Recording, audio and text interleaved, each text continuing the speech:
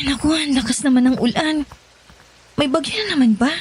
Kailangan ko na makauwi. Baka bumaha. Palagi pa nung bumabaha dun sa amin. Nika? Nika? Sino yun? Parang may tumatawag sa pangalan ko. Ay, Nika, pagod ka lang. Kung ano-ano nang naririnig mo. Ay, Diyos ko, wala na bang tricycle? Maaga pa naman Kailangan ko na talagang makauwi. Mas lalo pag lumalakas ang ulan. Nika? Nika? Halika. Ha? Ano yun? Diyos ko. Sino yan? Anong kailangan mo sa akin? Lumabas ka! Wala namang ibang tao rito Diyos ko. Hindi kaya minumulto ako? Hindi. Guni-guni lang to, Nika. Pagod ka lang. Nandito ako, Nika. Nasa likod mo lang ako. Halika.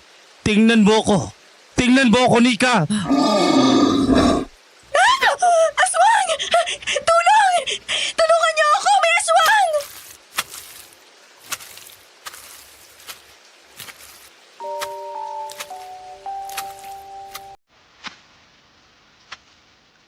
Magandang araw po, Miss Ligaya, at sa lahat ng inyong mga tagapakinig.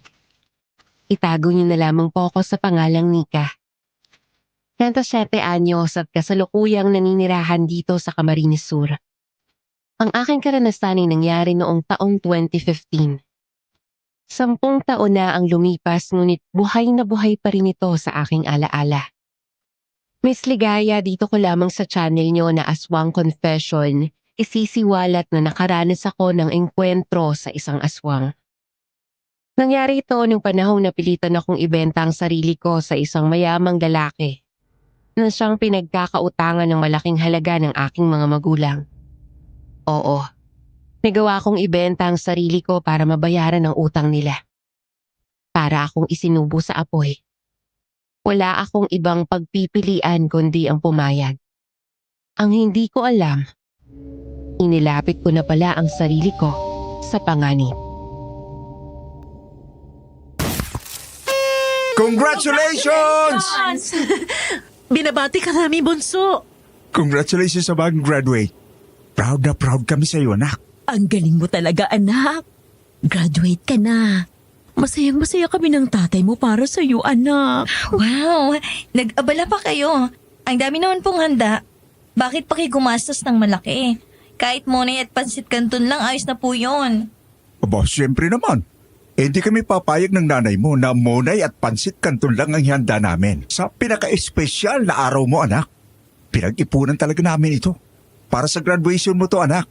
Anak, hayaan mong ipaghanda ka namin ng masasarap na pagkain ng tatay mo. Lalo na't graduation mo.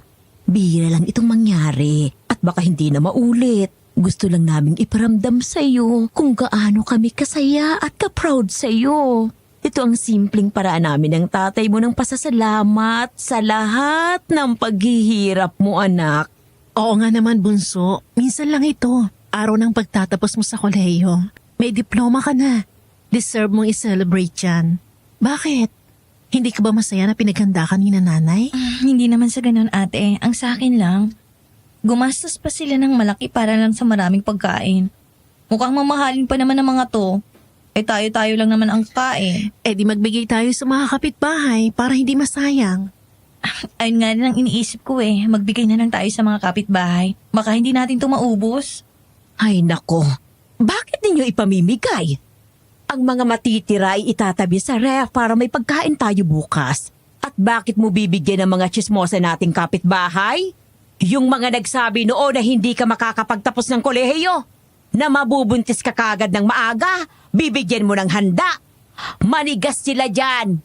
Hindi natin sila bibigyan kahit nakatiting ng handa mo. Hayaan niyo na po sila, Nay. Huwag na lang po natin silang pansinin. Ang mahalaga ngayon, nakapagtapos na ako. May diploma na ako. At makakatulong na ako sa pagpapatakbo ng panaderya natin. Hindi po ba, Tay? Ha? Oo, anak. Ngayong graduate ka na, matutulungan mo na kami ng nanay mo. O ano pang hinihintay natin? Tara na, kumain na tayo. Lalamig ang mga pagkain. I-celebrate na natin ang pagtatapos ng anak ko.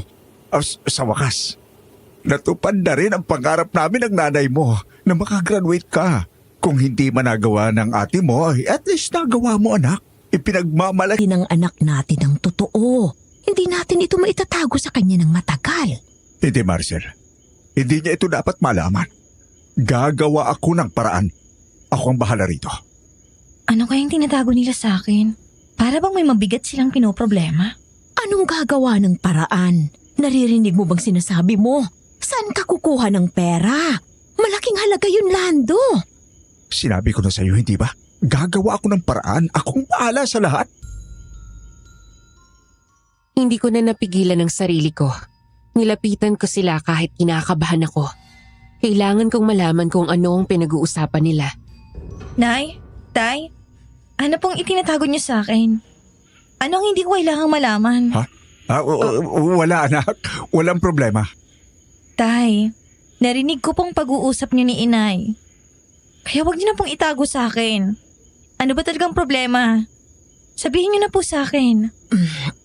May malaki kaming pagkakautang ng tatay mo, anak. Utang? Bakit kayo nang utang? Kanino kayo nang utang? Ganito kasi anak. Nagkaroon ng malaking problema ang panaderya. Mahina ang kita, mataas ang gastusin. Hanggang sa muntik na itong malugi. Kaya kinailangan namin mangutan ng nanay mo para maisalba ang negosyo. Ano po? Magkano po ang inutang niyo? 1,000,000 piso, anak. 1,000,000 ang utang namin ng tatay mo. Ano? Ay, Diyos ko, Nay. Napakalaking halaga niyan. Saan kayo kukuha ng ganong kalaking pera? Huwag mong intindihin yun anak. Ako ang bahala ron. Ako ang gagawa ng paraan para makabahid tayo. Pero tay, hindi po biro ang 1,000,000. Bakit naman kasi kayo umutang ng ganon kalaki? Nangutang kami sa kakilala namin nagpapautang ng pera. Kay Mr. Sales. Matagal na namin siyang kakilala ng nanay mo. Sana'y monowaan mo kami anak. Gusto lang naming maisalba ang panaderya.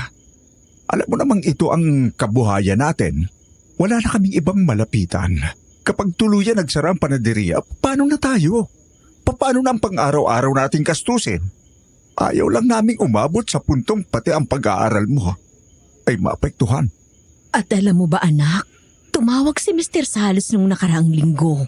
Binibigyan na lang kami ng tatay mo ng 3 linggo upang makabayad. Dahil kung hindi, iilitin niya ang panaderya. Araw-araw kami nababahala ng tatay mo, anak. Hindi na nga kami makatulog sa kakaisip eh. Ano ka ba? Hindi mo dapat sinasabi yan sa anak natin. Pinag-aalala mo lang siya eh. Eh bakit ba? Totoo naman eh. Kapag hindi tayo nakapagbayad, mawawala sa atin ang panaderya. Mawawala ang negosyo na matagal na nating pinagpaguran. Pinuhunan ng pawis at pagod. Ayokong mangyari yun, Lando. Ayoko! Napaiyak na lang ako sa mga oras na yon, Miss Ligaya. Kahit ako hindi ko alam kung paano ko matutulungan sina Inay at Itay. Kung paano namin mababayaran ang napakalaki nilang pagkakautang.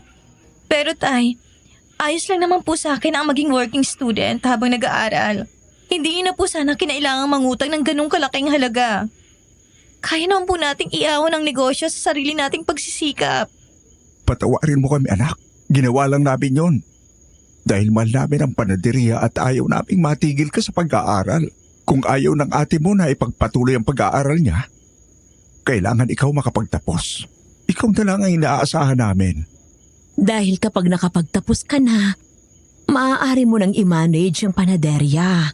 Pwede mo itong mapalaki, mapalago, gawing mas maayos at mas matatag kaysa dati. Kaya wala kaming pinagsisisihan ng nanay mo sa pangungutan ng malaking pera. Naniniwala ko anak, ng panaderya ang magbibigay sa atin ng magandang kinabukasan. Naawa ako sa mga magulang ko. Kaya naisip kong gumawa ng paraan para matulungan sila. Pero kahit araw at gabi akong magtrabaho, alam kong hindi ko kaagad kayang bayaran ng utang nila. Hindi pwedeng tumunganga lang ako. Kaya handa akong gawin ang lahat. Kahit pa mangyaring magmakaawa ako sa taong pinagkakautangan nila. Huwag po kayo mag-alala. Gagawan ko po ng paraan, tay. Nay, saan po ba nakatira ang Mr. Salas na yon? Kakausapin ko siya. Baka pwede po siyang magbigay ng palugit. Kahit konti lang, ako na pong makikiusap. Sa isip ko baka sakaling pakinggan ako ni Mr. Sales. Kaya ng mga sumunod na araw, agad akong nagtungo sa bahay ng taong pinagkakautangan nila. Sa labas pa lang ng kanyang malamansyon na bahay, nanlaki na agad ang mga mata ko. Halatang ubod ng yaman si Mr. Sales. Mula sa laki ng bahay hanggang sa lawak ng lupain na napapalibutan ng matataas na pader, mga tanim na halaman at makukulay na bulaklak. Ang gate pa lang ay mistulang pagmamayari ng isang bahay sa exclusive subdivision. Kinabahan ako. Sa harap ng lahat ng yon para akong nanliit. Pero pinigilan ko kung ano man ang nararamdaman ko. Huminga ako ng malalim at pinundot ang doorbell. Nakakatatlong pindot muna ako sa doorbell bago may nagbukas ng gate.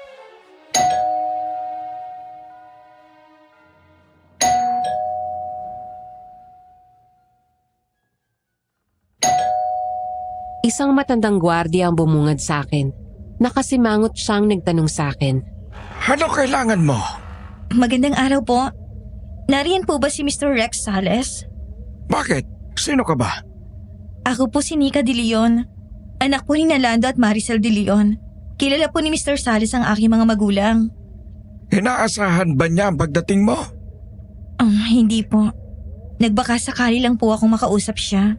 Eh kung hindi, bumalik ka na lang. O tawagan mo muna siya para magpa-schedule. Hindi pwedeng basta-basta na lang pumapasok dito ang kahit na sino. May protocol kaming sinusunod.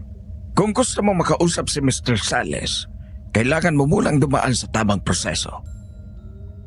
Akmang isasara na ng gwardiya ang gate, ngunit nakiusap ako sa kanya. Pakiusap po.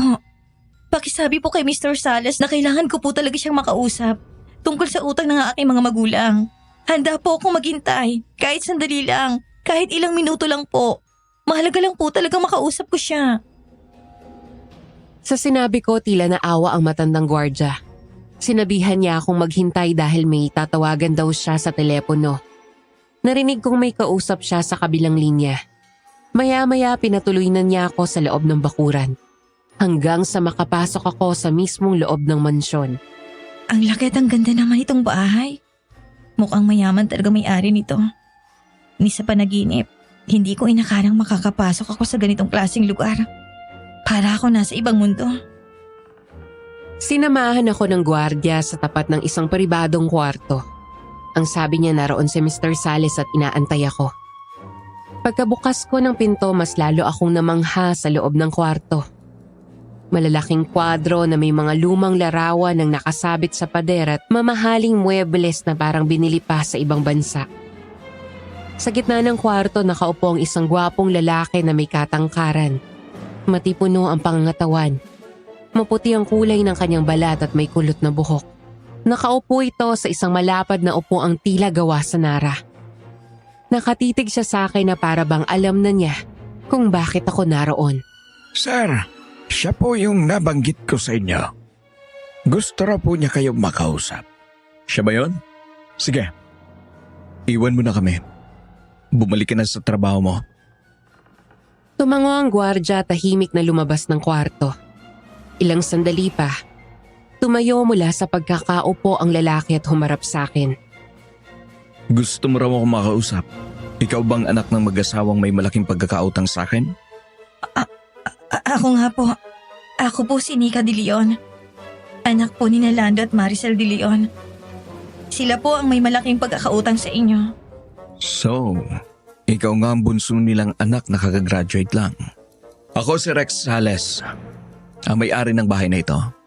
Alam mo ba kung bakit nangutang sa akin ng malaking halaga ang mga magulang mo?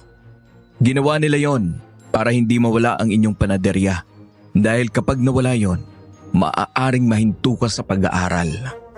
Pero hindi na mahalaga yan sa ngayon. Ang mahalaga, kung bakit ka narito sa bahay ko. Gusto mo raw ako makausap. Bakit? Magbabayad na ba kayo ng utang ninyo? Hindi ako agad nakasagot sa sinabi niya, Miss Ligaya. Alam lang ako sa mga magulang ko. Bahala ka kung anong gusto mong gawin. Basta bago mag-alas 5 ng hapon, kailangan ay nandito ka na sa bahay ko.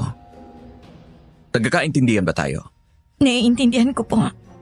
babalik po ako rito bago mag-alas 5. Good. Sige na. Umalis ka na para makabalik ka agad dito ng maaga. Di nagtagal, ipinahatid niya ako sa isang matandang lalaki palabas ng mansyon. Ngayon lang kita nakita rito sa loob ng mansyon. Kilala mo ba ang amo kong si Sir Rex, Iha? Opo, may importante lang po kaming pinag-usapan ni Mr. Sales. Pinababalik niya po ako rito mamaya bago mag-alas 5 ng hapon. Bakit kanya pinababalik? Dito niya po ako pinatutuloy sa bahay niya. Inalok niya po ako ng trabaho rito. Trabaho? Anong trabaho?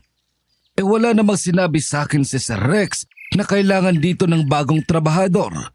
Siguro ay hindi lang niya nabanggit sa akin. Ayo nga pala, ako si Renato, ang katiwala rito sa mansyon. Kung dito ka nga magtatrabaho, ngayon pa lang ay wini-welcome na kita.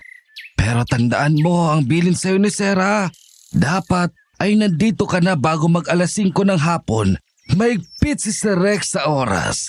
Kaya kung gusto mong magtagal dito, wag na wag kang susuway sa kanya. Lalo na pagdating sa oras. Ano nga pala pangalan mo, Iha? Ako po si Nika. Sige po, tatandaan ko pong sinabi niyo. Ano kaya yun? Doon nagtago sa likod ng antigong istante. Pwede po ba magtanong? Ano yun, Iha? Bukod po ba kay Sir Rex at sa inyo na makatiwala niya sa bahay, may iba pa po ba siyang kasama rito? Kasama? Bakit mo naman naitanong? Wala lang po. Napakalaki lang po kasi ng bahay. Kaya nagulat ako na kayo-kayo lang ang nakatira rito. Wala po ba siyang ibang kamag-anak? Kapamilya na kasamang nakatira rito? Wala. Wala, Iha. Nasa abroad ang mga magulang niya, kapatid at iba pang kamag-anak ni Sir Rex. Siya na lang ang naiwan dito sa Pilipinas para mag-manage ng negosyo ng kanilang pamilya. Hindi na ako sumagot. Hanggang sa namalayan ko na lang na nasa may gate na pala kami. Tahimik akong inihatid ng matandang katiwala at tinulungan pa niya akong makasakay sa taxi. Habang nasa biyahe, hindi pa rin maalis sa isip ko ang nakita ko sa loob ng bahay ni Mr. Sales. Sigurado akong may nakita akong taong biglang nagtago sa likod ng istante. At habang kausap ko si Mang Renato, pakiramdam ko may nakamasid sa akin. Pagdating ko sa bahay, agad kong kinausap sina Itay at Inay. Anong sabi mo? Doon ka daw titira sa bahay ni Mr. Sales? Bakit kailangan pang doon ka tumira sa bahay niya, anak? At ano bang magiging trabaho mo ron? Yun po ang napagkasunduan namin, Tay. Nay, kailangan ko pong tumira sa bahay niya. Ang magiging trabaho ko puro na maging assistant ni Sir Rex. Ako pong sasagot ang mga tawag at email na matatanggap niya. Para po ako magiging personal secretary niya sa loob ng 3 linggo. Ang tatanggapin ko pong sahod sa araw-araw ay siyang ibabawas niya sa utang niyo. Teka lang, 1 milyon ang utang ni na Itay at Inay. Sa tingin mo ba kaya mo yung bayaran sa arawan mong sahod? 3 linggo lang at pagsagot lang ng tawag at email ang trabaho mo? Kalokohan yan. Hindi ako naniniwala. Ano yun, magic? Bigla nilang mawawala ang utang natin na 1 milyon dahil lang sa pagiging assistant? Nika, hindi ganun kadali yun. Baka naman may hindi ka sinasabi. Ano ba talagang kapalit niyan? Sabihin mo sa amin ng totoo. Tama bang sinabi ng ate mo, anak? Imposible nga na mabayaran natin ang 1 milyong utang sa ganyang klaseng trabaho. Paano naman ang trabaho mo sa Makati? Magre-resign na po ako doon, Itay. Pagkatapos po ng kasunduan namin ni Mr. Sales, mag-focus na po ako sa negosyo natin. Pero anak, sayang naman yung trabaho mo doon. Malaki rin naman ang sweldo mo sa pagiging marketing associate. Opo, Nay. Nasasayangan din po ako. Pero kailangan ko pong tanggapin ang alok ni Mr. Sales upang agad nating mabayaran ang ating utang. Sigurado ka ba sa desisyon mo, anak? Baka maaari mo pang bawiin ang sinabi mo kay Mr. Sales. Baka maaari ka pang umatras sa kasunduan ninyo. Bakit pa niya babawiin? Mabuti nga at pinagbigyan ni Mr. Sales ang anak natin. Hindi naman gaanong mahirap ang pinagagawa niya kay Nika. At 3 linggo lang naman yun. Makakabayad na tayo ng utang. Hindi na natin dapat palampasin to. Ang mahalaga, may pagkakataon na tayong mabayaran ang utang natin. Ano pa bang magagawa ko? Basta anak, mag-ingat ka ron ha. Lalaki pa rin si Mr. Sales. Hindi natin alam ang tunay niyang intensyon. Kahit pa mukha siyang kagalang-galang, iba na ang panahon ngayon. Huwag po kayo mag-alala, tay. Kaya ko pong alagaan ang sarili ko. At saka, mukhang matino at professional na tao si Mr. Sales. Hindi po siya kagaya ng iniisip niyo. Napapayag ko sina Inay at Itay. Tanggap na nila ang plano kong tumira sa bahay ni Mr. Sales. O mas tama sigurong sabihin tinanggap nila ang kasinungaling ng sinabi ko. Dahil ang totoo, lahat ng yon gawa-gawa ko lang. Sa kauna-unahang pagkakataon nagsinungaling ako sa kanila. Hindi nila alam ang totoo. Kung ano talaga ang napag-usapan namin ni Mr. Sales. Dahil kung malalaman nila ang kapalit ng kasunduang iyon, siguradong hinding-hindi sila papayag. Pero handa akong isugal ang lahat. Kahit pa ang sarili ko. Para sa kanila, para sa panaderya, para sa pamilyang ayaw kong mawala ng kabuhayan at pangarap. Habang nag-iimpake ako ng mga damit sa maleta, lumapit sa akin si Ate Liana. Nay, magkasama sana natin tinataguyod ang pamilya natin. Hindi mo sana kailangan magtrabaho sa taong pinagkakautangan nila. Ako dapat yan, Nika. Kasi ako ang panganay. Ako ang dapat umako ng responsibilidad, hindi ikaw. Aksidente yun, Ate Liana. Wala kang kasalanan. At saka hindi naman ako nagrereklamo. Ginagawa ko to dahil mahal ko kayo. Dahil pamilya tayo. Kung ako lang ang pwedeng gumawa ng paraan para makabangon tayo, gagawin ko. Kahit gaano pa kahirap.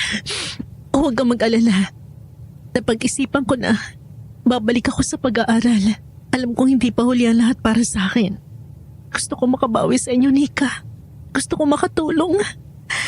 Ayoko ikaw lang nagsasakripisyo para sa atin. Talaga, ate. Maganda yan. Noon pa namin sinasabi, di ba? Hindi hadlang ang kapansanan mo para makamit mong pangarap mo. Oo, Nika. Babalik ako sa kolehiyo.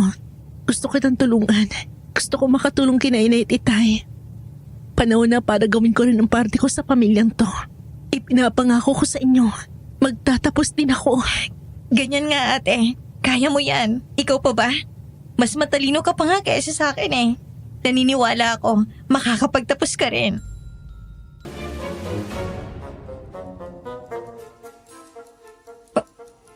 Paano nakababa agad siya? Hindi ba't nasa third floor siya kanina? May elevator ba rito? Oh, maaga ka kaysa inaasahan ko ah. Maupo ka na. Malapit nang ihain ang hapunan. Sige po. By the way, masyado namang formal kung tatawagin mo pa akong Mr. Sales. Rex na lang. From now on, just call me Rex. Okay po.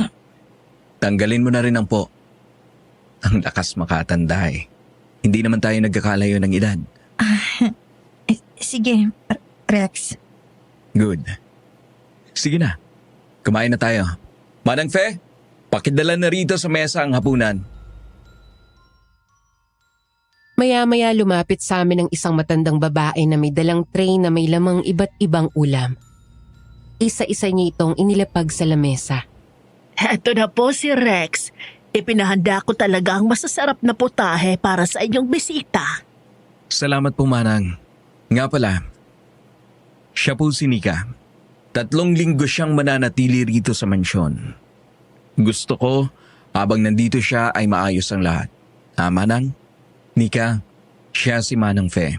Isa sa aking mga kasambahay. Tawagin mo lang siya kung may kailangan ka o may ipagagawa. Masusunod po, sir. Ikinagagalak kitang makilala, iha. Ako si Fe. Manang Fe na lang itawag mo sa akin. Kapag may kailangan ka, lumapit ka lang sa akin. Nice meeting you din po, Manang. Salamat po. Habang kumakain kami, tinanong ko si Mr. Sales. Si Rex, tungkol sa nakita ko.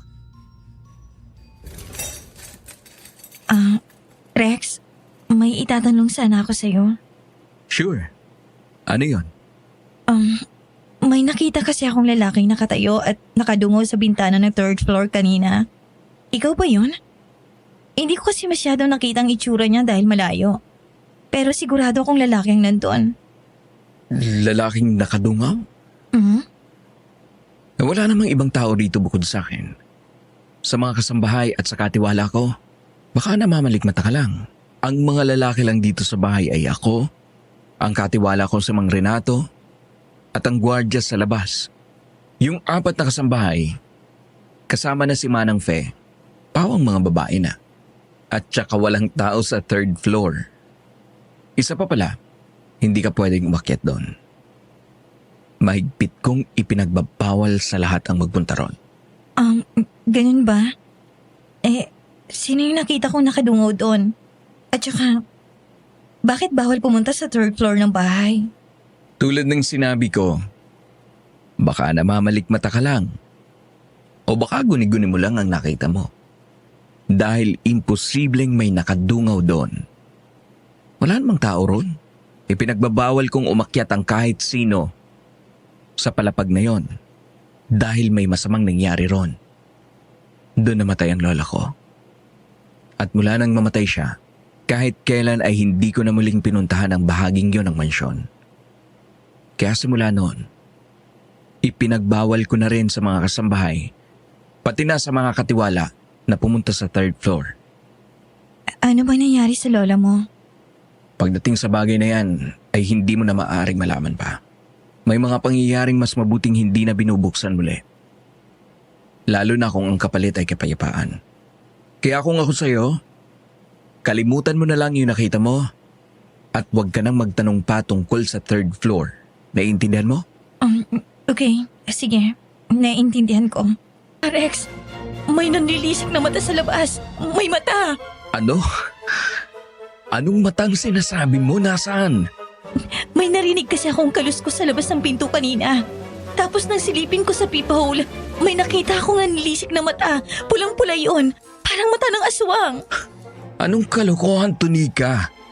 Bakit naman magkakaroon ng aswang sa bahay ko? Baka nananaginip ka lang. Hindi ako nananaginip. Gising na gising ako. Kitang-kita ko yung mata. Nakakatakot. Halika, tingnan mo. Baka nasa labas pa yun. Okay, fine. Ako na magbubukas ng pinto. Bumangon si Rex mula sa kama. Nagsuot ng robe at dahan-dahang lumapit sa pinto at binuksan yon. Nang bumukas ang pinto, nagulat ako. Wala namang aswang doon. Madilim at tahimik sa labas ng kwarto. Walang kahit sino o anuman ang naroon. See? Walang tao rito. Nasaan ang sinasabi mong aswang? Nandiyan lang yung nakakatakot na mata eh. Bakit biglang nawala? Maniwala ka, hindi ako nananaginip o gumagawa ng kwento. Totoo ang nakita ko. Nasaan nga? Wala naman eh. Alam mo, matulog ka na lang para hindi kung ano-ano ang nakikita mo. Pero, Nika, matulog ka na. Hindi ba't sinabi ko na kailangan mong sundin ang lahat ng iuutos ko sa'yo?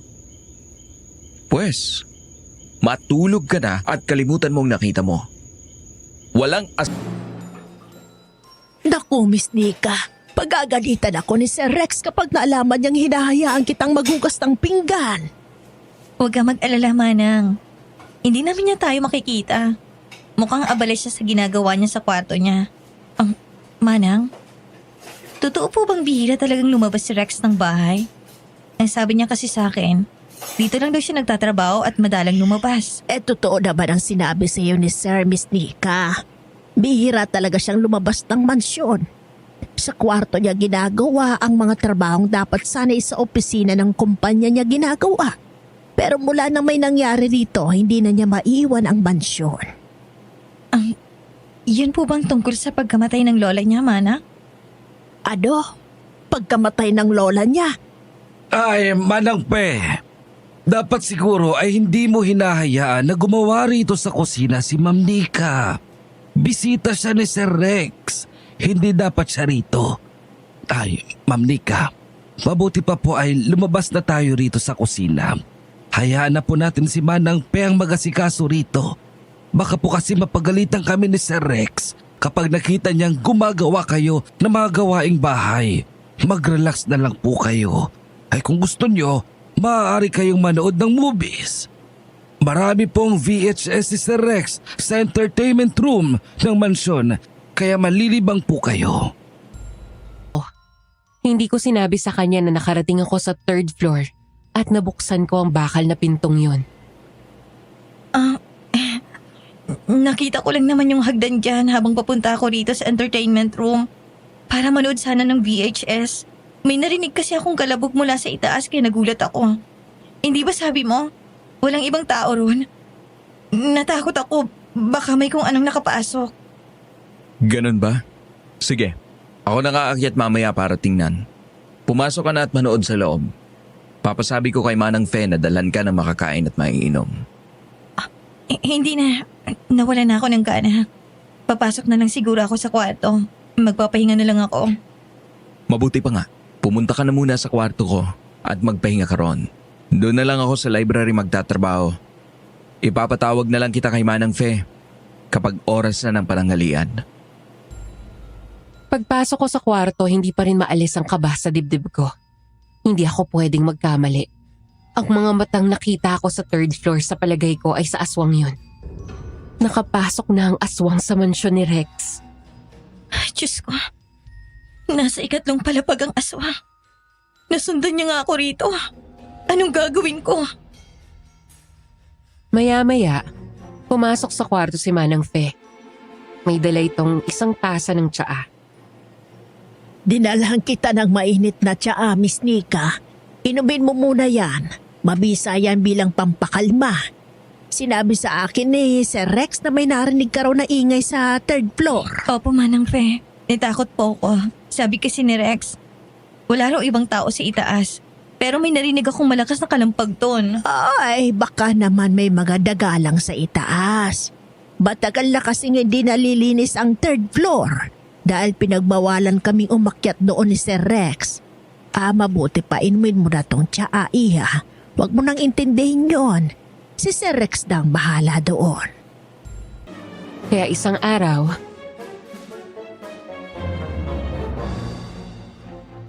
Alam mo Nika, mula nang tumira ka rito, naging masaya na itong mansyon. Dati, puro katahimikan at kalungkutan ang nangingibabaw dito. Pero ngayon, ikaw ang nagbibigay buhay. Sa bawat tawa mo, parang may liwanag na pumapasok sa bawat sulok ng bahay na to. At aaminin ko, pati ako, parang unti-unti mo ring binabago. Anong ibig mong sabihin?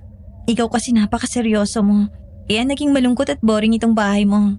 Pero ngayon, mukhang natututo ka na ring tumawa. Alam mo, mas lalo kang gumagwapo kapag palagi kang nakangiti. Kaya huwag ka nang sisimangot Pero seryoso, gusto ko magpasalamat sa'yo. Para saan? Kasi akala ko, kaya mo ako pinatira rito sa mansyon para pahirapan, alipinin, para mabayaran ko ang utang ng mga magulang ko. Imbes na tulungan ako, inakala kong gagamitin mo ko. Kaya naging malamig ang loob ko nung una. Pero hindi pala. Pinakitaan mo ako ng respeto at ng kabutihan. At higit sa lahat, ng tiwala. Nika. Kaya salamat, Rex. Hindi ko man masabi ng diretso dati, pero ngayon, alam kong hindi ako nagkamaling tanggapin ang alok mong manatili rito. Tatanawin ko itong malaking utang na loob. hindi ko na namalayan na niyakap ko na pala siya, Miss Ligaya.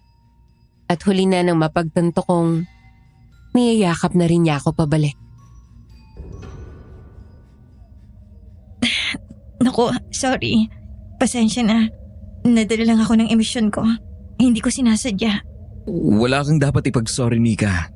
Ako ang dapat humingi ng tawad sa'yo. Patawarin mo ako. Ha? Bakit ka humihingi ng tawad sa akin? Wala lang. Gusto ko lang humingi ng tawad kung naging masungit man ako sa'yo habang narito ka sa bahay ko. Naiintindihan ko naman yon. Siyempre, kami itong may utang. Kaya akong dapat matutong makisama sa'yo. Pero kahit ganun, hindi mo pinaramdam na iba ka sa akin. Hindi mo ipinakita na langit ka at lupa ako. Pero may gusto akong itanong, Rex. Bakit mo ginawa to? Ang ibig kong sabihin, bakit mo ako pinatira rito? nakasama ka, pero wala namang nangyayari sa atin. Hindi mo naman ako napapakinabangan. Wala ka namang nakita sa akin. Tapos biglang mawawala ng gano'n na lang ang utang namin. Hindi ko maintindihan. Alam mo, hindi ko rin alam kung bakit ko ginawa yon. Siguro, nung una naaawa ako sa'yo, naaalala kong sarili ko kung paanong mawalan ng direksyon, ng pag-asa. Pero habang tumatagal, napagtanto kong hindi awa ang dahilan kung bakit gusto kitang tulungan. Naging magaan ka sa loob ko, Nika. Iba ang presensya mo sa bahay na to. Habang mas lalo akong tumatagal sa bahay na yon kasama si Rex, hindi ko rin namamalaya na unti-unti na rin nahuhulog ang loob ko sa kanya. Isang gabi, bago ang huling araw ng pananatili ko sa mansyon, sa kwarto bigla niya akong hinila sa kama at pinupog niya ako ng halik. Rex, ano to? Ang akala ko, Hindi ito parte ng napag-usapan natin, Nika. Pero ang totoo, mahal na kita. Mula pa noong una kitang makita, hanggang sa unti-unti kitang makilala, mas lalo kitang minahal. Pinipilit ko lang itanggi sa sarili ko dahil ayokong isipin mong may kapalit ang kabutihan ko. Pero araw-araw kitang kasama at nahihirapan na akong itago ang nararamdaman ko. Hindi ko na kaya. Aaminin ko na dala ko sa kanyang mga halik. Hindi yun marahas kundi puno ng lambing at pagsuyo. At dahil may nararamdaman na rin ako para sa kanya, hindi ko napigilan ng sarili kong isuko kay Rex ang aking pagkababae. Sa buong magdamag, mulit-muli niya akong dinala sa rurok ng kaligayahan. Hanggang sa nakatulog kami. Ngunit bigla akong nagising nang makapako na wala na si Rex sa kama. nasan kaya siya? Bumangon ako mula sa kama at sumilip sa banyo para tingnan kung naroon si Rex. Ngunit wala siya ron. Napilitan ako lumabas ng kwarto at naglakad sa pasilyo. Habang naglalakad, may narinig akong mga boses. Kilala ko ang isa sa mga nagsasalita. At nanlaki ang mga mata ko nang mapagtantong nanggagaling iyon mula sa 3rd floor. Boses na Rex yung naririnig ko. Sino yung kausap niya? Dahan-dahan akong umakyat papunta sa 3rd floor. Napansin kong bahagyang nakabukas ang bakal na pinto at may konting liwanag na nagmumula sa loob. Lumapit ako at marahang pumasok. Ngunit hindi ko alam na pagsisisihan ko pala ang hakbang na yon nang makita ko kung sino ang kausap ni Rex. Aswang. Kausap ni Rex ang aswang. Kitang-kita ko si Rex. Kausap niya ang isang nakakatakot na nilalang, bagamat nakasuot ito ng sando at shorts. Halata na nababalot ng makakapal na balahibo ang buong katawan nito. Mahahaba at matutulis ang mga kuko nito sa kamay at paa. At ang mga tengay mahahaba rin na parang sa kuneho. Nagtago ako sa likod ng isang malaking cabinet na naroon sa loob ng lugar na yon. Na napagtanto kong isa palang malawak ngunit madilim na kwarto. Ang tanging liwanag ay nagmumula lamang sa isang nakasinding kandila sa gilid. Tahimik akong nakiramdam at maingat na pinakinggan ang kanilang pinag-uusapan. Nakikiusap ako sa iyo, Red. Huwag mo nang ituloy ang binabalak mo kay Nika. Huwag mo siyang sasaktan. At bakit? Nakalimutan mo na ba ang napagkasunduan natin, Rex? Ang usapan, gagawa ka ng paraan para mapalapit sa akin ang babaeng yan. Kapag narito na siya sa mansyon, madali ko na siyang makukuha. Pero bakit parang iba na ang nangyayari? Ikaw ang mas napapalapit sa kanya. Ikaw ang napapamahal sa kanya. At ngayon, may nangyayari pa sa inyong dalawa. Traidor ka! Hindi ako traidor. Hindi ko sinadya na magkaroon ako ng damdamin para sa kanya. Hindi ito bahagi ng plano. Pero hindi ko rin kayang ipagkaila. Nika changed my life. Hindi ko na kayang ibigay siya sa iyo, Red. Hindi ko siya hahayaan na mapa sa iyo. Hindi ko hahayaang mapahamak siya. At sa palagay mo ay papayag ako, ha? Nagkakamali ka! Ngayong narito na siya. Madali ko na siyang makukuha. Akin lang siya, Rex. Akin lang siya! Tandaan mo yan. Akin lang si Nika. Nangilabot ako sa mga narinig kong pag-uusap nila, Miss Ligaya. Hindi ako makapaniwala na may kinalaman si Rex sa aswang na humahabol sa akin. Kilala niya ang halimaw. At naroon ito sa 3rd floor ng mansyon. Ang lugar na mahigpit niyang ipinagbabawal na puntahan. Kaya pala paulit-ulit ang babala niya na wag na aakyat doon. Yun pala, doon nagtatago ang aswang. Diyos ko, pinagkatiwalaan kita, Rex. Pero niloko mo ko. Kaya mo ba talaga ako pinatira rito sa bahay mo? Para lang mailapit ako sa aswang na yan. Ginamit mo ang pagkakautang ni na Itay at Inay. Ginamit mo ako para sa halimaw na yon. Maya-maya ay may napansin ang aswang. Teka, may naamoy ako. Naamoy ko siya. Naamoy ko si Nika. Narito siya. Nangilabot ako. Naamoy na ako ng aswang. Kaya nagmamadali ako lumabas sa malaking kwarto sa 3rd floor. Halos mahulog ako sa hagdan sa sobrang pagmamadaling makaalis sa kasumpasumpang lugar na yon. Ngunit bago pa man ako tuluyang makalayo, may naamoy akong kung anong matapang na amoy. At bigla na lang akong nahilo. Ano to? Ang sakit ng ulo ko. Kusang pumipikit ang mga mata ko. Hindi ko namalayan na nawala na pala ako ng malay. Pagmulat ng mga mata ko, nakita kong nasa loob lang ako ng isang kwarto. Nasaan ako? Anong lugar to? Ikinulong ba ako ng aswang? Nandito ka sa kwarto ko, Miss Nika. Huwag ka maingay kung ayaw mo marinig ka ng aswang. Manang Fe, alam niyo rin pong tungkol sa aswang na nasa loob ng mansyon. Ano nangyari? Bakit ako narito? Ang huling naaalala ko, may naamoy akong kung anong kakaiba tapos bigla na lang akong nahilo. Nahilo ka't nawala ng malay dahil sa ginawa kong pampatulog na isinaboy ko sa hangin. Kung hindi ko yun ginawa, baka nalaman na ni Sir Red na alam mo na ang lihim nila ni Sir Rex. Ano po? Anong pampatulog? Sino si Sir Red? Siya ba yung aswang? Kaano-ano ni Rex yung aswang? Maya-maya ay biglang bumukas ang pinto.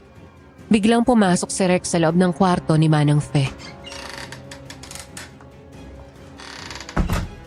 Sir Rex, kayo po pala. Akala ko nasundan na siya rito ni Sir Red. Kumusta siya, Manang? Mabuti na lang at nagamit mo agad ang kapangyarihan mo. Bago pa tuluyang malaman ni Red na naroon siya kanina sa 3rd floor. Mabuti na lang din at napaniwala ko siyang hindi si Nika ang naamoy niya. Hindi dapat malaman ni Red na alam na ni Nika ang tunay niyang pagkatao. Kung hindi kukunin niya ito, kahit hindi pa tapos ang huling araw ng pananatili ni Nika rito sa mansyon. Kahit si Mang Renato, hindi rin dapat malaman to. Alam kong kay Red pa rin ang katapatan niya. Teka sandali, ano ba talagang nangyayari? Sino si Red? Kailangan mong magpaliwanag sa akin, Rex. Ang sabi mo wala kang ibang kasama rito sa bahay mo. Pero ano to? Nagtatago ka pala ng aswang. Anong balak niyo sa akin, ha? Ano? Shh! Huwag ka maingay. Baka marinig niya tayo, Nika. Mag-iingay talaga ako kapag hindi mo sinabi sa akin ang totoo, Rex. Sige, Ano ang totoo? sasabihin ko na ang totoo. Ang pagkakautang ng mga magulang mo. At ang pananatili mo rito sa mansyon. Lahat yun ay planado. Nanlaki ang mga mata ko sa narinig ko, Miss Ligaya. Yung tipong hindi manguya ng utak ko ang sinabi niya. Ano? Sandali, hindi ko maintindihan. Planado? Anong ibig mong sabihin? Makinig ka, Nika. Yung nakita mo sa 3rd floor, yung aswang, siya si Red. Siya ang kakambal ko. Magkapatid kami. Kakambal mo? Isang aswang ang kakambal mo? Paano nangyari yun? Ibig mong sabihin, pati ikaw ay... Bakit mo ako niloko, Rex? Sinabi mong bawal puntahan ng 3rd floor dahil doon namatay ang lola mo. Pero hindi pala. Itinatago mo pala ron ang kakambal mong aswang. Makinig ka muna sa akin. Oo, itinago ko sa iyo na may kapatid akong aswang. At sa 3rd floor siya nakatira. Kaya ako ipinagbabawal sa sino man ang pagpunta ron dahil delikado. Maaaring atakihin ng kapatid ko ang sino mang magpunta ron maliban lang sa akin. Pero totoong sinabi ko sa'yo tungkol sa pagkamatay ng lola namin ni Red. Dito siya sa mansyon binawian ng buhay. Patawarin mo ako kung nagsinungaling ako. Wala kasi akong magawa sa mga gusto ni Red. Malakas siya. At wala akong laban. Wala akong laban sa kanya. Kaya napilitan akong sumunod sa lahat ng utos niya. Tama si Sir Rex. Wala talaga siyang magawa laban sa kapangyarihan ng kapatid niya. Sobrang lakas ni Sir Red. Kaya niyang patayin kahit ang sarili niyang kapatid kapag sinuway siya ni Sir Rex. Kahit ako na may kaalaman sa karunungang itim, hindi ko kayang tapatan ang bagsik ng lakas ni Sir Red bilang isang aswang. Karunungang itim. Ano po ba kayo Manang Fe? Isa akong mangkukulam na gumagamit ng karunungang itim, pero hindi ko ito ginagamit sa masama. Ginagamit ko lang ang aking kaalaman kapag kinakailangan. Ako ang may gawa ng pampatulog na naamoy mo kanina. Kaya ka nakaligtas kay Sir Red. Ginabitan ko rin ang kapangyarihan ng tsaa na ininom mo noon para makalimutan mo ang lahat ng nakita mo sa 3rd floor. Nakita niyo ako na umakyat ako ron? Oo, nakita kita. At alam kong may nakita ka roon. Nakita ka rin ni Sir Rex, pero hindi kami nagpahalata. Dilalang kita ng tsaa para makalimutan mo ang nakita mo. Dahil siguradong hindi ka mapapakali at pilit mong aalamin ang totoo. Matagal na namin kilala ni Red ang mga magulang mo, Nika. Dating gwardiya rito sa mansyon ng tatay mong si Mang Lando. Buhay pa noon si Lola Carmen. Pero nang pumanaw siya, nagbitiw sa trabaho ang tatay mo para makapag-focus sa negosyo ninyong panaderya. Ang huling araw ng tatay mo bilang gwardiya ay kasabay ng kaarawan namin ni Red. Sinundo siya rito sa mansyon ng nanay mong si Aling Maricel at ng ate mong si Liana. Pagkakita ni Red sa ate mo, agad siyang nahumaling. Simula noon, gusto niya niyang gawing palahian ang ate mo. Pangarap kasi niya na magkaroon ng maraming anak, na magmamana ng kanyang kapangyarihan bilang aswang na kalaunan ay natanggap na niya. Ano? Palayan? Diyos ko. Si ate palang gusto ng kakambal mong aswang. Pero bakit ako naman ang gusto niya ngayon? Mula nang makita niya ang ate mo, palagi na niya itong sinusubaybayan. Lumalabas pa siya ng mansyon para sundan ang ate mo nung pumapasok pa sa eskwela. Pero nang maaksidente ang ate mo at tuluyang nalumpo, bigla na lang siyang iniwasan ni Red. Ayaw daw niya ng babaeng may kapansanan. Hanggang sa isang araw, nang makita ka niya habang kasama mo ang nanay at tatay mo pauwi sa bahay, ikaw naman ang nagustuhan niya. Ikaw ang gusto niyang pumalit sa ate mo bilang palahian niya. Ano? Ako naman ang gusto niya maging palahian. Diyos ko. Ang ibig sabihin, siya yung aswang na nakita ko noong gabing umuulan at pauwi ako ng bahay. Yung tumatawag sa pangalan ko at sumusunod sa akin. Siya rin yung aninyong nakita ko nagtago sa likod ng istante nung una ako nagpunta rito. At yung nakadungo sa bintana. Anong klaseng halimaw ang kapatid mo? Oo, siya ang nakita mo. At halimaw talaga ang kapatid ko. Kahit hindi siya anyong aswang. Dahil nagawa niyang manipulahin ang lahat para makuha niyang gusto niya. Siya ang dahilan kung bakit tumina at nagkaproblema ang negosyo ninyo hanggang sa tuluyang malugi. At mapilitan ang mga magulang mong mangutang ng malaking halaga sa amin. At dahil malakas ang pakiramdam niya, nagagawin mo ang lahat para mabayaran ang utang ninyo. Siya mismo ang nagplano na ialok sa iyo ang pagtira rito sa mansyon. Kapalit ng pagbura sa utang ng mga magulang mo, ako lang ang humarap sa iyo. At sa kwarto kita natutulog. Pero ang totoo, kapag natapos ng 3 linggong pananatili mo rito, kukunin ka na ni Red para gawing palahian. At bukas na yon. Dahil bukas na ang huling araw mo sa mansyon. Ang kakambal mo ang may kagagawan kung bakit nagkaroon ng malaking utang sina inay at itay. Napakahayop niya. Demonyo siya. Hindi makatulog noon ang mga magulang ko. Sobrang pag-aalala nila sa malaking utang na yun sa inyo. Yun pala, ang kapatid mong aswang ang may kagagawa ng lahat. Napakawalang hiya niya. Kahit ikaw napakawalang hiya mo rin. Dahil naging sunod-sunuran ka sa halimaw mong kapatid.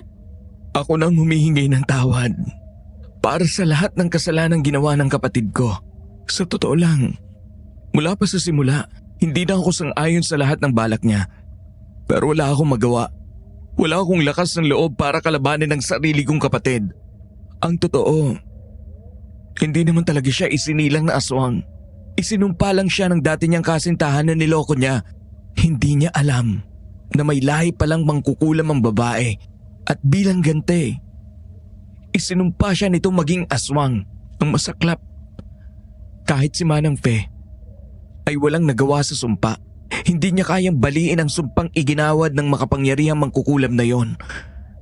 Kaya mula noon, naging hayok na si Red sa sariwang laman. Pero kahit ganon, hindi siya pumapatay ng tao. Karne, dugo, at lamang loob lang ng hayop ang kinakain niya. Inuutusan niya ang katiwala naming si Mang Renato upang kumuha ng mga yon. Pero mapanganib pa rin siyang lapitan. Lalo na kapag nasaan yung aswang siya. Dahil sa huli, aswang pa rin siya. At kahit hindi tao ang karaniwang kinakain niya, sariwang laman pa rin ang kanyang hanap. Huwag niyo po sanang isisi lahat kay Sir Rex ang kasalanan. Dahil baliktarin man niya ang mundo, kapatid pa rin niya si Sir Red. At kahit aswang ito, mahal niya ang kapatid niya. Hindi masamang tao si Sir Rex. Nahulog lang siya sa isang sitwasyong wala siyang kontrol. Kung tutuusin, marami na rin siyang sinubukang gawin para pigilan si Sir Red. Pero kapag dugo at pamilya ang pinag-uusapan, mahirap pumili. At sa bawat araw na lumilipas, unti-unti siyang kinakain ng konsensya. Kahit anong sabihin niyo, Manang, mali pa rin ang ginawa nila. Hindi sapat ang dahilan na pamilya sila. Hindi ko matanggap na ginamit nilang kahinaan namin para sa sarili nilang interes. At ikaw, Rex, yung tungkol sa ating dalawa, yung nangyari sa atin, pati ba yun kasinungalingan? Hindi, Nika. Yung nararamdaman natin sa isa't isa, totoo yun. Totoong minahal kita at hindi yun kasinungalingan. Kaya nga nandito ako para itakas ka rito. Wala na akong pakialam kung magalit sa akin ang kapatid ko. Ang mahalaga ay mailayo kita rito. Hindi ko hahayaan na makuha ka niya at gawing palahian. Manang Fe, tulungan ninyo ako. Kailangan nating maitakas si Nika ngayong gabi nang hindi malalaman ang kapatid ko. Hindi na siya pwedeng manatili rito hanggang bukas. Masusunod po si Rex. Miss Nika, sumama na po kayo kay Sir Rex. Siya ang maglalabas sa inyo rito sa mansyon. Ako naman ang gagawa ng ritual para hindi kayo maamoy ni Sir Red. Bilisan nyo na! Halika na, Nika. Wala na tayong oras. Oo, sige. Nagmamadali kaming lumabas sa kwarto ni Manang Fe. Malapit na kami sa pinto pero hindi namin inakalang biglang lilitaw ang aswang. Ang kakambal ni Rex. At aharang sa daraanan namin. Muli akong nangilabot. Buong buo ko na siyang nakikita sa harapan ko. Makakapal ang balahibo sa buong katawan niya. Mahaba at matutulis ang mga kuko sa kamay at paa. At ang mga tenga ay mahahaba, parang sa kuneho. Matutulis ang mga pangil sa kanyang bibig at nanlilisik ang kanyang mapupulang mga mata. At saan kayo pupunta? Itatakas mo siya, Rex. Itatakas mo ang babaeng pinili ko parang gawing palahian. Traidor ka talaga. Ang sakala mo ba ay may lalabas mo siya rito? Bakit? Naamoy mo kami. Paanong hindi tumalab sa'yo ang ritual ni Manang Fe? Nakalimutan mo na ba? Wala sa akin ang bisa na kahit anong ritual o orasyon dahil sa kapangyarihan ko bilang aswang. Kaya kahit anong gawin ng matandang mangkukulam na yon, hindi yun obra sa akin. Kaya walang lalabas sa bahay na to. Tama na, Red. Huwag si Nika. Parang awa mo na, paalisin mo na siya rito. Mahal mo na talaga ang babaeng yan. Kaya kahit nakareserba na sa akin, ay pinatos mo pa rin. Wala kang kwentang kapatid. Oo, mahal ko siya. At hindi ako papayag na makuha mo siya. para gawing palahian. At wag na wag mo akong sasabihang wala akong kwentang kapatid. Dahil kung totoo yon, matagal nang alam ng mga tao ang tungkol sa pagiging aswang mo. Matagal na sana kitang isinuplong para hindi ka makaperwisyo sa iba. At talagang handa kang suwayin at labanan ako. Pagsisisihan mo to, traidor kong kakambal!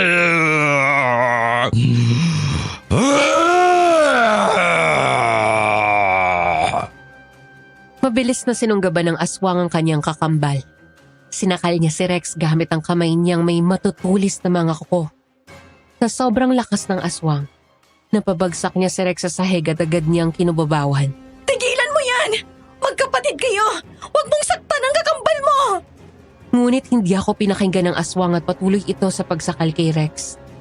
Lalaslasin na sana nito ang leeg ng kakambal nang biglang sumulpot si Mang Renato mula sa likuran at walang pag-aalinlang sunod-sunod na inundayan ng saksakang aswang gamit ang isang matalim na bagay.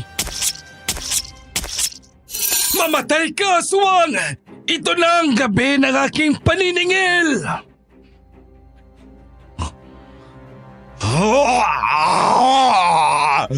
Walang iya ka, Renato. Akala ko'y nasa akin ang katapatan mo. Kahit kailan, hindi ako magiging tapat sa taong pumatay sa anak ko. Nakalimutan mo na ba si Andrea? Ha? Si Red? Anong ibig sabihin nito, Mang Renato? Pumatay ng tao ang kapatid ko? At si Andrea yung dating kasambahay? Oo. Pinatay ng kapatid mong to ang nag-iisa kong anak na si Andrea. Ang dating kasambahay ng lola nyo. Siya ang unang biktima ng aswang na to. Hindi totoo na hindi pa siya nakakakain ng karne at laman loob ng tao. Niloko ka niya. Kaya ipinangako ko sa sarili ko na ipaghihiganti ko ang pagkamatay ng aking anak. At ngayon na ang oras na yun. Magbabayad ka, Sir Red! Totoo ba to, Red? Totoo ba na nakapatay ka na ng tao? Oo, totoo yun. Ako ang pumatay kay Andrea. Kinain ko ang mga laman loob niya at wala akong pinagsisisihan. Napakasarap ng kanyang laman. Sinungaling ka! Bakit mo ginawa yun, Red? Ang sabi ko sa'yo, wag na wag kang kakain ng tao. Pero ginawa mo pa rin. Niloko mo ako! Hayop ka! Dapat kang mamatay! Muling inundayan ni Mang Renato ng sunod-sunod na saksak ang aswang na si Red. Hindi niya to tinigilan hanggang sa tuluyan na itong bawian ng buhay. Wala na siya. Patay na ang aswang. Red, kapatid ko.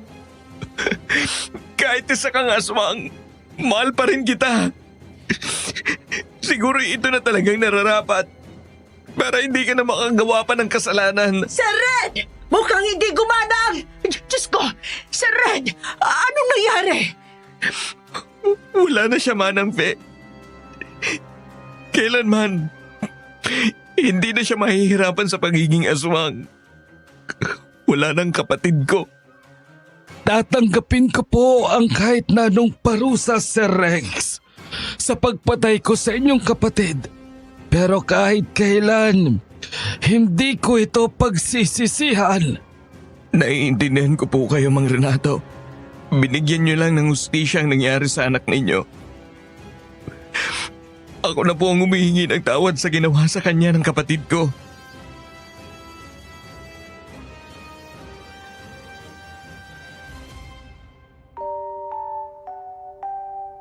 Miss Ligaya, binigyan ni Rex ng marangal na libing ang kanyang kapatid.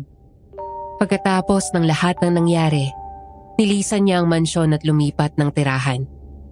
Wala siyang inalis sa trabaho. Hindi niya inalis si Mang Renato at natili ring kasambahay si Manang Fe. Minabuti namin na wag nang sabihin sa pamilya ko ang lahat ng nangyari dahil siguradong hindi nila kakayanin ang katotohanan. Mas mabuti na rin sigurong manatili na wala silang alam kesa sa takot at galit ang maaaring idulot sa kanila ng katotohanan yon. Tulad ng napagkasunduan namin, hindi na pinabayaran ni Rex ang utang ni na Itay at Inay. Hindi na ako naghanap ng ibang trabaho. Ako na mismo ang nag-manage ng panaderya. Hindi nagtagal nakabangon kami at mas lalo pang lumago ang kita ng aming negosyo. Formal akong niligawan ni Rex hanggang sa sagutin ko siya. Hindi nagtagal, kami nagpakasal at biniyayaan ng kambal na anak na lalaki na pinangalanan naming Renzo at Nathan. Kailanman ay hindi ko inakala na ganito magbabago ang buhay ko, na magkakaroon ako ng masaganang pamumuhay, ng napakagwapong asawa at cute na mga anak na tunay na biyaya. Wala na akong mahihiling pa, Miss Ligaya. Kung tutuusin, maswerte rin ako na napunta ako sa lungga ng aswang. Dahil kung hindi roon nagsimula ang lahat, hindi ko makikilala ang lalaking magmamahal sa akin ng higit pa sa aking inaasahan. Kayo ba naniniwala ba kayo sa swerte? Sa tingin niyo ba siniswerte ba talaga ako o nagkataon lang? Dito ko na po tinatapos ang aking kwento. Maraming salamat po. Muli ako po si Nika. Mrs. Nika Sales. Pagpalain po kayong lahat.